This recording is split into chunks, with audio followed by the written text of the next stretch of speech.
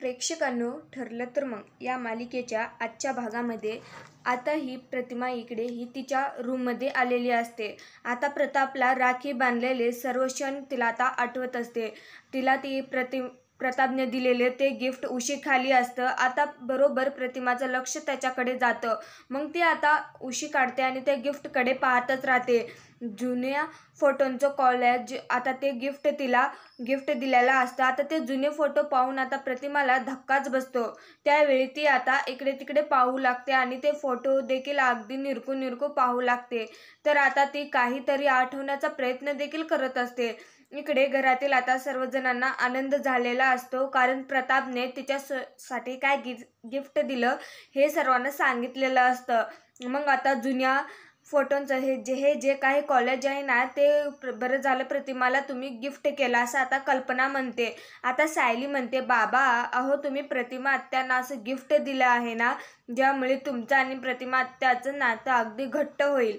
मग आता अस्मिता म्हणते, ते नातं घट्ट होण्यासाठी ते गिफ्ट आहे तरी कुठे.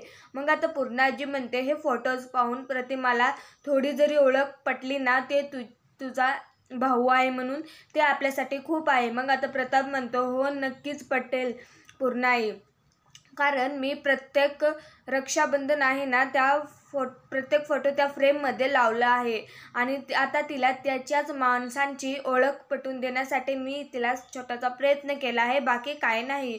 मम्मा तू मला का नाही सांगितलं ग की तुझा एवढा नवरा स्मार्ट आहे म्हणून, असं अर्जुन म्हणतो. तेव्हा कल्पना आता एक चापट वर्तन म्हणते, अर्जुन तू यांना असं बोलतो. तेव्हा सर्वजण हसू लागतात.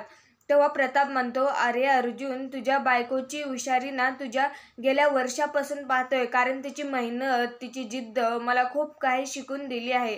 कारण मी आता ठरवले माझ्या प्रतिमाला गिफ्ट द्यायचं आहे ना, तर ते विचार करूनच द्यायला हवं. आणि मग तिच्याजवळ एवढं देखील शिकलो नाही ना, मग एवढी हुशार सून असून काय फायदा.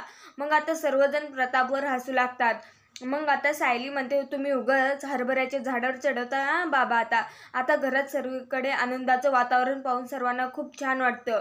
त्यावेळी रात्री आता सायली बेडवरती बसलेली असते ना, आता तेव्हा पूर्णाजींनी तिला राखी बांधलेली असते ना, त्या राखीकडे ती सतत पाहत राहते आणि मनातल्या मनात तिला आठवत असतं की प्रतिमा आत्याने कशा प्रकारे प्रतापला राखी बांधली. तिला आता पुढे आठवत असतं की घरातील सर्वजण आज प्रतिमा आत्या बाहेर आल्या, बाबांना राखी बांधली, त्यामुळे सर्वजण किती खुश होते. असाच आनंद सर्वांच्या चेहऱ्यावर कायम असू दे असं ते तिला वाटतं.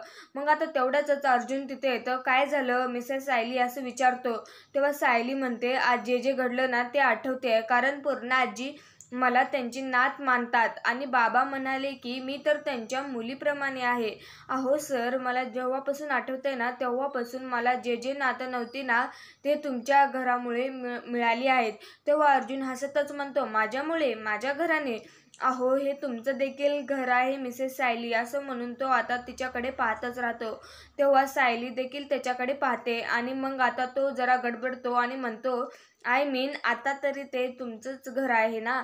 तेव्हा सायली हो असं म्हणते. मग आता पुढे आता ते म्हणते की सर, मला असं नेहमी वाटायचं मला माझं हक्काचं स्वतःचं कुटुंब असावं आणि ते मला मिळाले, परंतु ते अशा परिस्थितीत मिळालं आहे ना, आता मला त्याचीच भीती वाटते. अहो इतकं प्रेम मिळण्याची माझी योग्यता आहे का सर? अहो इतक्या मोठ्या माणसांची फसवणूक कशी करू शकते मी? त्या गोष्टीचं तिला खूप टेन्शन आलेलं असतं. तर आता अर्जुन तिच्याकडे पाहतच राहतो. तर आता मित्रांनो, पुढील भागामध्ये प्रिया आता प्रतिमाच्या रूमकडे जाते आणि तेथे गेल्यानंतर तिला जबरदस्ती करू लागते.